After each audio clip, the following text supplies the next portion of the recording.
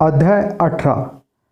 जो आत्मा शांतरूप आहे, ज्यांच्यात संकल्प विकल्प उत्पन्न होत नाहीत आणि जो सुखरूप आणि प्रकाश स्वरूप आहे, ज्याच्या स्वरूपाचे ज्ञान होताच जगतभ्रम स्वप्नाप्रमाणे मिथ्या होऊ लागतो, त्या आत्मस्वरूपाला नमस्कार असो.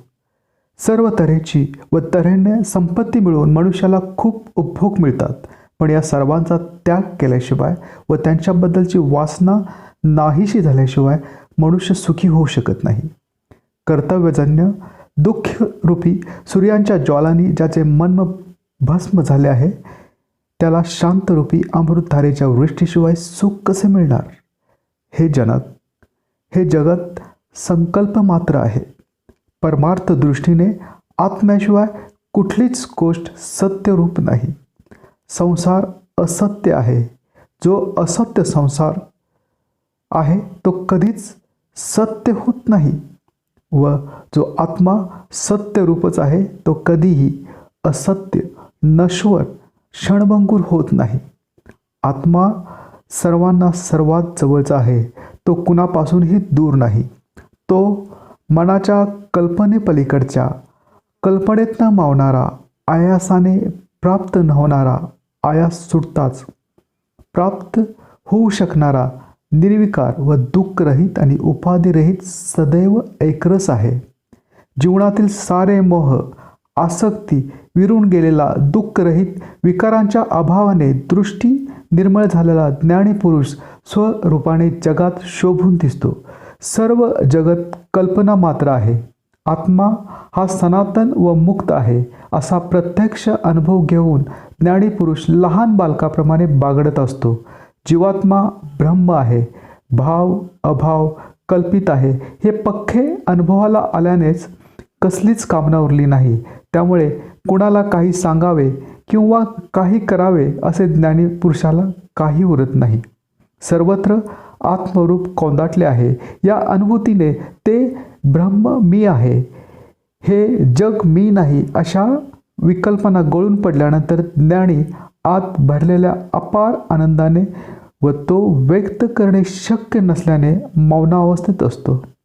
संकल्परहित समचित्त साक्षीभावाने असलेल्या योग्याला संशय विक्षेप, एखाद्याच विषयाची एकाग्रता, एखाद्या गोष्टीचा खोल विचार, मूर्खता, सुख या दुःख यापैकी काहीच उरत नाही.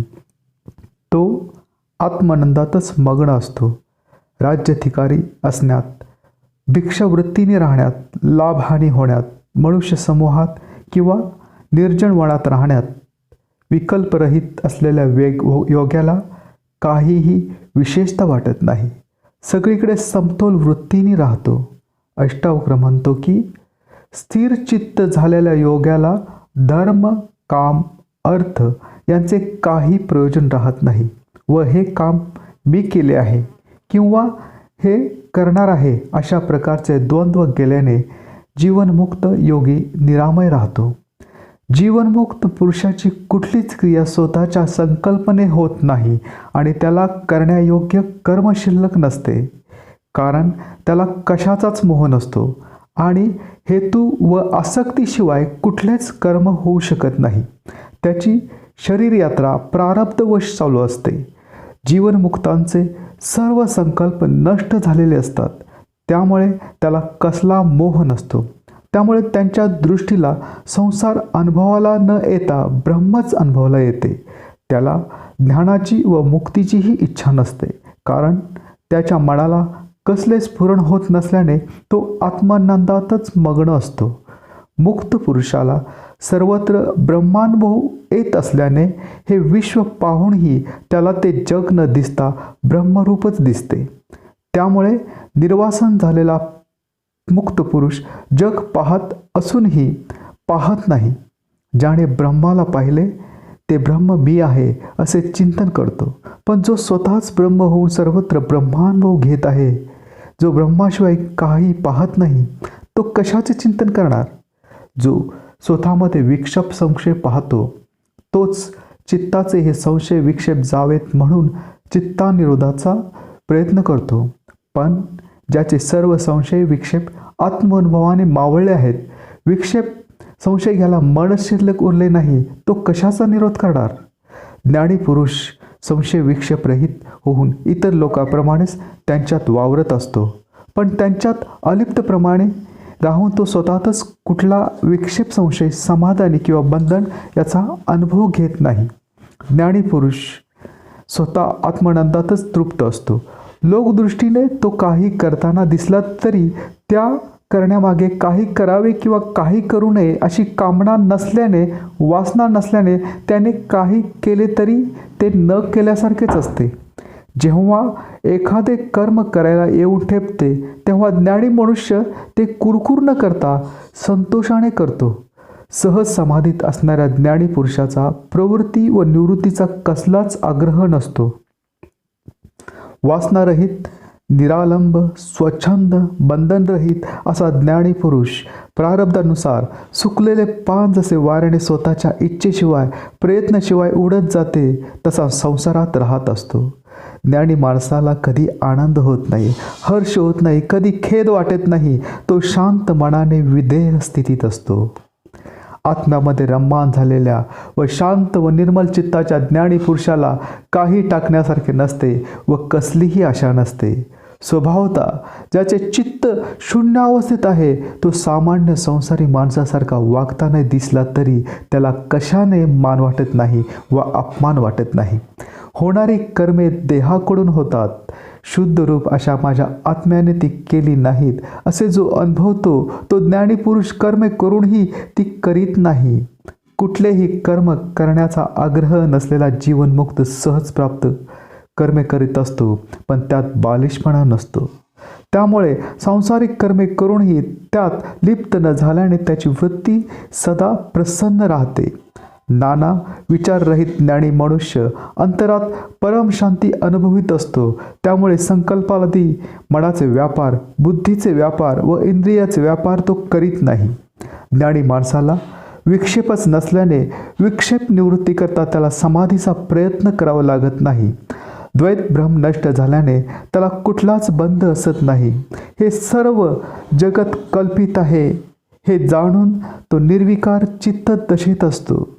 जो मनुष्य अहंकार रहित झाला आहे तो लोकदृष्टीने कर्म करीत नाही किंवा करतो असं वाटले तरी कर्तृत्वाचा अहंभावच नाहीसा झाल्याने त्याला संकल्प विकल्पाचे स्फुरण होत नाही. जीवनमुक्तांचे चित्त कर्तृत्व रहित, संकल्प विकल्प विरहित, आशारहित व संदेहमुक्त असल्याने त्याला कशाचा खेद होत नाही किंवा कशाने तो संतोष पावत नाही. ज्ञानांचे चित्त संकल्प विकल्प रूप चाळे करण्यास प्रवृत्त होत नाही, कारण चित्ताची निर्मळ व निश्चल अवस्था झाल्याने ते स्वरूपात लीन होते. मंद पुरुष तत् आणि त्व पदांचे कल्पित भेद श्रुतींच्या उपनिषद ग्रंथातून ऐकून संशय आणि विपरीतपणामुळे मूढताला प्राप्त होतो आणि तत् आणि त्व पदांचा अभेद अर्थ समजण्याकरता समाधी लावतो. परंतु हजारातला कुणी एखादाच अंतरात्मा शांत चित्त व संशय विकल्प रहित होऊन बाहेरचा व्यवहार वेड्यासारखा करतो. अज्ञानी माणसे चित्ताचा निरोध करून एकाग्रतेचा खूप अभ्यास करतात, परंतु ज्ञानी पुरुष गतकाळातील कर्मांचा अथवा भविष्यकाळातील संकल्पाचा विचार न करता वर्तमान काळात राहून आपल्या स्वरूपात लीन असतात. अज्ञानी पुरुष चित्त निरोधाने अथवा कर्माने परमानंदाला प्राप्त होत नाही. ज्ञानी पुरुष तत्वांचा प्रत्यक्ष अनुभव घेऊन निश्चित असल्याने असा काही प्रयत्न न करताच कृतार्थ होतो. संसार परायण सामान्यजन्य त्या शुद्ध बोधरूप प्रिय पूर्ण नसलेल्या क्रियारहित व दुःखरहित अशा आत्मरूपाला जाणत नाहीत. अज्ञानी अभ्यासरूपी कर्माने मिळून मोक्ष मिळू शकत नाही. मनाच्या व शरीराच्या क्रियारहित होऊन भाग्यवान सत्पुरुष आत्म्याच्या प्रत्यक्ष अनुभवानेच मुक्तावस्थेत राहतो. अज्ञानी ब्रह्म होण्याची इच्छा करतो, पण कसलीही इच्छा आशा करणे हेच त्यांच्या ब्रह्म होण्याच्या आड येते. पण ज्ञानी पुरुष इच्छारहित झाल्याने, प्रयत्न क्रियारहित झाल्याने ब्रह्म करण्याचा प्रयत्न न करता ब्रह्मस्वरूप होतो. स्वचा अनुभव अथवा अनुभवी गुरूंचा आधार नसलेला अज्ञानी स्वतःचे मनाचे पूर्वग्रह समजुती यात गुरफटून जे कर्मकांड करू जातो त्याने संसारालाच पोषण मिळते. पण ज्ञानी पुरुष या अनर्थाचे मूळ असलेल्या पूर्वग्रहाच्या समजुतीच्या जाळ्यात न अडकता साक्षीवृत्तीने तटस्थपणे असल्यामुळे सर्वापासून अलिप्त राहून ब्रह्म अनुभवतो. मन शांत व्हावे या इच्छेने अज्ञानी मनुष्य नाना प्रयत्न, विचार व कर्मे करतो. इच्छा व प्रयत्न हीच निर्विचार अवस्थेला बाधक असल्याने त्याला शांती मिळत नाही. पण ज्ञानी पुरुष सर्व प्रयत्न व विचार सोडून साक्षी व तटस्थ भावाने वागत असल्याने त्याला शांतता सहज प्राप्त होते. दृश्य वस्तूंशी समरस होऊन जो विचारधारेत अडकतो व स्वतःच्या स्वला विसरून विषय विकारात गुंतत जातो त्याला आत्मदर्शन कुठले? परंतु ज्ञानीपुरुष आत्मस्वरूपात रममाण होऊन आत्मस्वरूपाचे अखंड दर्शन घेत असल्याने त्याला बाह्य जगातील गोष्टी न दिसता सर्वत्र भगवंतच दिसतो. जो मनावर नाना बंधने टाकून मनाचा निरोध करण्याचा यत्न करतो, जो प्रयत्नच त्याच्या मनाला बरकटून टाकीत असल्याने त्याला चित्ताची समता, तटस्थता प्राप्त होत नाही. पण ज्ञानी पुरुष चित्ताच्या निरोधाचा प्रयत्नच न करता जे जसे आहे तसे अलिप्तपणे पाहतो, त्यामुळे त्याचे चित्त स्थिर अडोल राहते. कुणी प्रपंचाला भावरूप असल्याने सत्य समजतो तर कुणी प्रपंचाला शून्य रूप मानतो. पण संसाराला भाव अभावरूप न पाहता जो सर्वत्र फक्त आत्मरूपच पाहतो तो शांत चित्त असतो. कुबुद्धीचा पुरुष शुद्ध अद्वैत आत्म्याला विकारी विचारांच्या द्वारा पाहू बघतो. पण मनाचे मोहमत्सरादी विकार व चलन वलन गेलेले नसल्याने जन्मभरांच्या प्रयत्नांनीही त्याला आत्मरूपाचा अनुभव येत नाही. मुमुक्षू पुरुषाची बुद्धी सतत कशात ना कशात गुंतवल्याशिवाय वाचण्याशिवाय राहू शकत नाही. पण मुक्त पुरुषाची बुद्धी कशाचीच इच्छा करीत नसल्याने मोकळी व स्वच्छ राहते. मुमुक्ष मनुष्य विषयरूपी वाघाला पाहून भयभीत होतो व चित्तवृत्ती एकाग्र व्हावी म्हणून पर्वत गुहात जाऊन राहतो. त्याने त्याच्या चित्तवृत्ती एकांतात असूनही सर्वत्र फिरत असतात. पण मुक्त पुरुष विषयरूपी वाघ हे खोटे आहेत हे जाणून त्यांना भीत नाहीत. मुक्त पुरुष रूपी सिंहाला पाहून वासनाग्रस्त चुपचाप पळून जातात. संसारी माणसे अशा ईश्वरी कृपा लाभलेल्या वासनारहित सत्पुरुषाची स्वतः येऊन सेवा करतात. संशयरहित समतोल मनाचा ज्ञानी यम नियम अधिकांच्या कर्मकांडाचा आग्रह न धरता सहज प्राप्त पाहणे, ऐकणे, स्पर्श करणे, वास घेणे, खाणे इत्यादी कर्मे अलिप्तपणे पाहतो. चिदात्म्याच्या नुसत्या श्रवणाने चिदात्म्याचे नाव ऐकताच ज्याची अखंडित शुद्ध बुद्धी झाली आहे तो ज्ञानी आत्मरूपातच स्थिर राहतो. तो मुक्त पुरुष मग आचार अनाचार शुभ अशुभ यांच्या जंजाळात पडत नाही. जेव्हा जे कुठले शुभ अथवा अशुभ कर्म ज्ञानी पुरुषांच्या दैववशात वाट्याला येते तेव्हा कसलाही आग्रह तक्रार न करता ते तो सहज करतो. कारण त्याचे सर्व व्यवहार एखाद्या बालकाप्रमाणेच कुठल्याही हेतूने होत नाहीत. मनाची सर्व बंधने तुटून पण पूर्ण विकार व विचार रहित झाल्याने स्वतंत्र झाले. त्यामुळे ज्ञानी माणसाला आपोआप सुख मिळते. कारण दुःख निर्माण करायला मनावर कसलाही ताण नसतो. त्यामुळे तो परम अनुभवाला प्राप्त होतो. प्रत्यक्ष ज्ञान अनुभवाला येते, नित सुख वाट्याला येते व तो परमपदाला पोहोचतो. जेव्हा पुरुषाला आपल्या आत्माचे अकर्तेपण अभोगतेपण प्रत्यक्ष आत्मदर्शनाने अनुभवास येते तेव्हा त्याच्या चित्ताच्या सर्व वृत्ती नष्ट होतात. ज्ञानाचे एखाद्या बालकाप्रमाणे उच्चसखल तापट वागणे पाहून दिसते. पण कामनाने भरलेल्या माणसाने काही हेतू बाळगून पाळलेली शांतता शोभादायक नसते. कल्पनारहित बंधनरहित मुक्त बुद्धीचा ज्ञानी कधी प्रारब्ध वशात ऐश्वर्ययुक्त भोगात विलास करतो तर कधी निर्जन डोंगरात राहतो. विद्वान, देवता, तीर्थ, स्त्री, राजा, प्रिय व्यक्ती वगैरेंची पूजा होताना पाहून ज्ञानी पुरुषांच्या हृदयात कसलीही वासना निर्माण होत नाही. जीवनमुक्तांची नोकर चाकर, स्त्री पुत्र कन्या सोगत्रांचे जातीचे लोक या सर्वांनी हसून टवाळी व तिरस्कार केला तरी त्याचे चित्त क्षोभ होत नाही. ज्ञानी पुरुष बाहेरून संतुष्ट दिसला तरी संतुष्ट नसतो, तसेच बाहेरून खिन्नसा वाटला तरी अंतरात खिन्न नसतो. त्याची ती आश्चर्यकारक दशा फक्त त्या अवस्थेत पोचलेल्या मुक्त पुरुषाला समजू शकते. संकल्प रहित, विचारशून्य, दुःख रहित, शून्याकार, आकार रहित ज्ञानी पुरुषाला अमुक गोष्ट करायला हवी असे सांसारिक कर्तृत्व उरत नाही, ते त्याला दिसत नाही. अज्ञानी शरीराने कुठलीही कर्मे न करताही संकल्प आशांनी मन भरलेले असल्याने सतत व्यग्र असतो. पण ज्ञानी शरीराने सहज प्राप्त कर्मे करीत असूनही संकल्प व आशारहित असल्याने स्वस्थ असतो. आत्मसुखात असलेला ज्ञानी जीवनमुक्त उठणे, बसणे, येणे, जाणे, जेवणे, बोलणे आदी सर्व व्यवहार शांत चित्ताने सुखपूर्वक करतो. ज्ञानी मनुष्य व्यवहार करताना संसारी माणसासारखा क्लेश पावत नाही. शांत महासरोवराप्रमाणे क्षोभरहित असल्याने प्रसन्न असतो.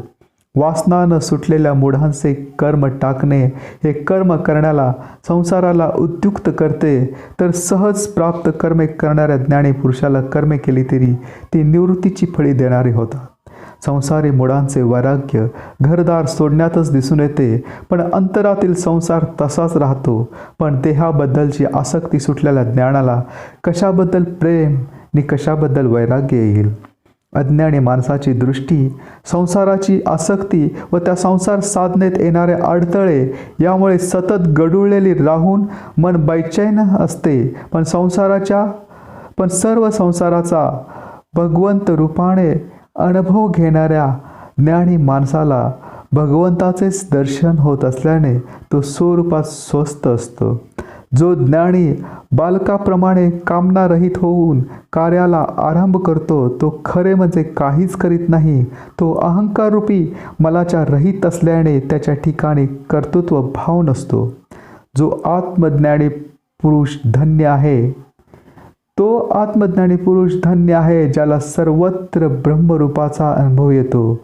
त्यामुळेच पाहणे, ऐकणे, स्पर्श करणे, वास घेणे, खाणे इत्यादी इंद्रियांनी होणारी कर्मे तो करीत असला तरी त्याला ब्रह्मानुभवच ठरतो. जो ज्ञानी निरभ्र आकाशासारखा सर्वदा संकल्प विकल्प रहित आहे, त्याला संसार कुठला व स्वर्ग कुठला. आत्मविद जीवनमुक्ताच्या दृष्टीने सर्वत्र एका आत्म्यानेच परिपूर्ण विश्व व्यापलेले आहे. दुसरे काहीच नाही.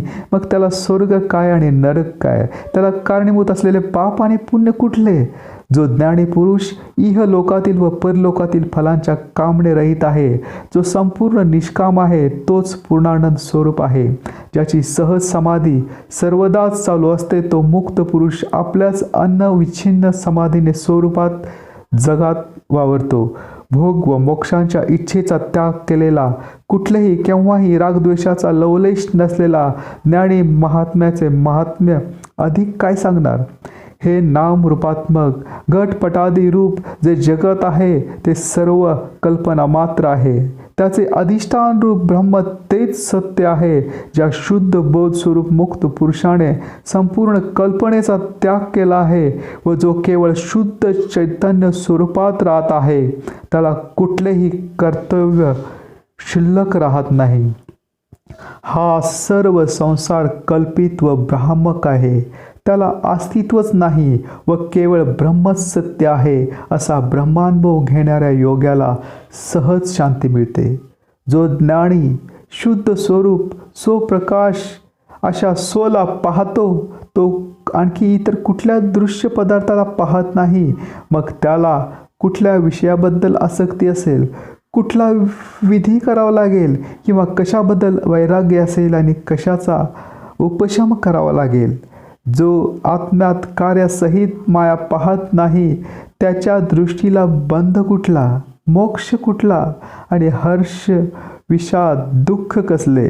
आत्मज्ञान होईपर्यंतच माया ब्रह्मरूप संसाराचे अस्तित्व असते. त्यामुळे आत्मज्ञानी पुरुष ममता रहित, आसक्ती रहित, निरंकार कामना शून्य अशा अवस्थेला जगाला शोभामान वाटतो. अविनाशी व खळबळ रहित आत्म्याचे दर्शन घेणाऱ्या मुनीला कसली विद्या, कुठले शास्त्र, कुठले जग, कशाचा देह आणि त्याबद्दलचे अहंभाव असू शकेल? यदा कदाचित अज्ञानी पुरुषाने चित्तनिरोध कर्माचा त्याग केला तरी मनोराज्यादी व वाणीचे प्रलाप तो करीत राहतो. मंद पुरुष आत्मवस्तूबद्दल ऐकूनही संसाराबद्दलची मूर्खपणाची आसक्ती सोडत नाही आणि बाह्य गोष्टी न करण्याचे ठरवूनही त्याचे आतल्या विषय लालसेचे चिंतन सुटत नाही. ज्ञानामुळे ज्यांची सर्व कर्म व ती कर्मे करण्याची उर्मी गळून पडली आहे, त्याला सहज प्राप्त नसलेले कर्म करण्याची व काही बोलण्याचीही इच्छा होत नाही. ज्या धीर पुरुषाचे मोह आदी सर्व विकार दूर झाले आहेत, त्याच्या दृष्टीला अंधकार कुठला आणि अंधाराचा अभाव असल्याने प्रकाश कुठला? कारण हे दोन्ही सापेक्ष आहेत. अशा ज्ञानी पुरुषाला कालाधिकाचे भय नसते. न कुठे हानी, न कुठे लाभ, न कशाबद्दल प्रेम असते, न द्वेष असतो, न काही ग्रहण करणे किंवा त्याग करणे असते. अनिर्वचनीय व स्वभावरहित योग्याला धैर्य कशाविरुद्ध, विवेक कशाबद्दल व निर्भयता कुणापासून ठेवण्याचे कारण नाही, कारण तो सदा एक रस ब्रह्म असतो. जीवनमुक्त आत्मज्ञानाचे दृष्टीने स्वर्गही नाही किंवा नरकही नाही, तर सर्वत्र एकच परिपूर्ण आत्मा आहे. आत्म्या व्यतिरिक्त ज्ञानाच्या दृष्टीला दुसरं काहीच नाही. ज्ञानाच्या चित्त ब्रह्मामूर्ताने परिपूर्ण व शीतल असल्याने त्याला कुठल्या लाभाकरिता प्रार्थना करावी लागत नाही किंवा हानी झाली तरी शोक करावा लागत नाही. कामना रहित ज्ञानी सज्जन शांत पुरुषाची स्तुती करीत नाही किंवा दुष्टांची निंदा करीत नाही.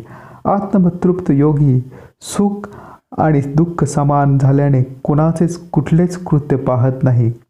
धीर जीवनमुक्त पुरुष संसाराचा द्वेष करीत नाही किंवा संसार पाहतही नाही, कारण त्याला सर्वत्र ब्रह्मानुभव येत असल्याने द्वैत नाहीसे झाल्याने तो ब्रह्मरूप होतो. त्यामुळे तो स्वतःचे वेगळे आत्मरूप पाहत नाही. त्यामुळे तो हर्ष विषाद रहित होऊन जन्म मरणरहित होतो.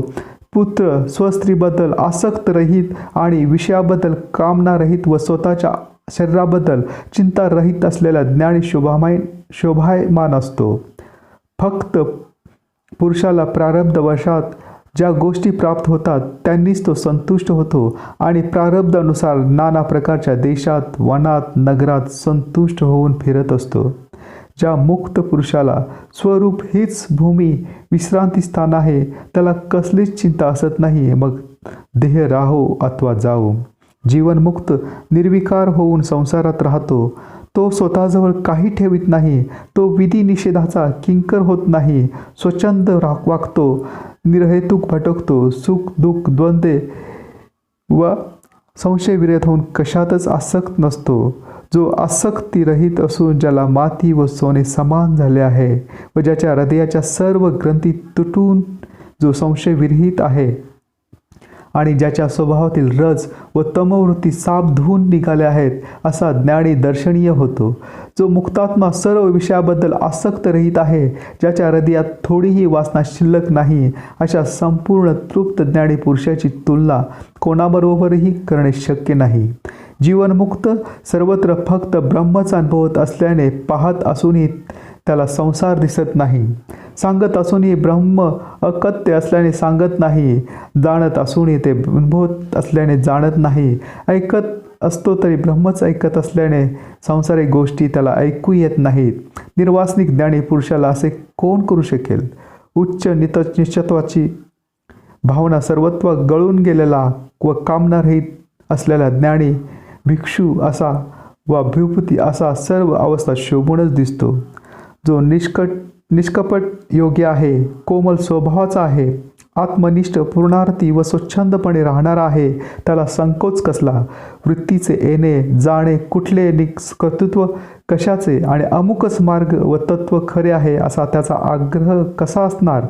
कसल्याही आशेशिवाय आत्म्यातच विश्रांतीने तृप्त झालेल्या ज्ञानी पुरुषाला जो आनंदाचा अनुभव येतो तो शब्दांनी कसा वर्णन करून सांगणार. ज्ञानी झोपेती साक्षी वृत्तीने राहू शकत असल्याने त्याची झोप इतरांसारखी तमोमय नसते. तो त्याच जागृत साक्षी भावाने स्वप्नेही पाहतो व जागृतीतील सारे व्यवहारही क्षणाक्षणात जगत असल्याने भूत व भविष्याचे विचार न करता साक्षी वृत्तीने असल्याने तृप्त वृत्तीने चालतात. ज्ञानवान जीवनमुक्ताच्या लोकांच्या दृष्टीने चिंतायुक्त वाटला तरी चिंतारहित आहे, इंद्रियाचे व्यवहार करीत असला तरी निरिंद्रिय आहे, बुद्धियुक्त वाटला तरी बुद्धिरहित आहे, अहंकारयुक्त वाटला तरी अहंकार रहित आहे, कारण त्याची सर्वत्र आत्मदृष्टी आहे. जो आत्मानंदातच बुडून गेला आहे तो इतर कुठे गुंतत नसतो. ज्ञानी सुखीही नाही व दुःखी नाही, विरक्त नाही किंवा कोणाच्या संगातही नाही, मुमुक्षु नाही किंवा मुक्तही नाही, त्याचा काही विशेष नाही किंवा अविशेष नाही, कारण तो फक्त आत्मभावाने शिल्लक राहिला. त्याच्या इतर सर्व गोष्टी गळून पडल्या आहेत. जगात ज्ञानी मुक्त पुरुष धन्य आहे, कारण लोकदृष्टीने एखादी गोष्ट संशयास्पद असली तरी तो संशयरहित असतो, कारण सर्वत्र ब्रह्मानुभव येत असल्याने संशयाचे कारणच उरत नाही. लोकदृष्टीला तो समाधी अवस्थेत आहे असे वाटलं तरी तो सहज अवस्थेत असतो. लोकदृष्टीने तो जड वाटला तरी वास्तवात तो आत्मदर्शनाने तृप्त असल्याने काही करण्याची उर्मिश शिल्लक नसते. लोकदृष्टीने तो ज्ञानी पंडित वाटला तरी त्याचे निघालेले बोल हे आत्मानुभूतीचे असल्याने त्यात ग्रांथिक पांडित्य नसते. ज्ञानी कर्मानुसार यथाप्राप्त गोष्टीबद्दल स्वस्थ चित्त असतो. गत गोष्टीबद्दल व भविष्यातील कार्याबद्दलही तो संतुष्ट असतो. तृष्णेच्या अभावामुळे केलेल्या कामाबद्दल त्याला प्रसन्नता व उद्वेग नसल्याने तो त्याचे स्मरणही करत नाही. कोणी स्तुती केल्याने ज्ञानी प्रसन्न होत नाही किंवा निंदा केल्याने रागवतही नाही. मरण आले तरी व्याकुळ होत नाही किंवा जगल्याचा त्याला हर्षही होत नाही. शांत बुद्धीचा ज्ञानी पुरुष माणसाने गजबजलेल्या स्थानाकडे अथवा अरण्याकडे धावत नाही, तर तो जेथे ज्या परिस्थितीत असेल तेथेच समतेत राहतो, समता भावाने राहतो.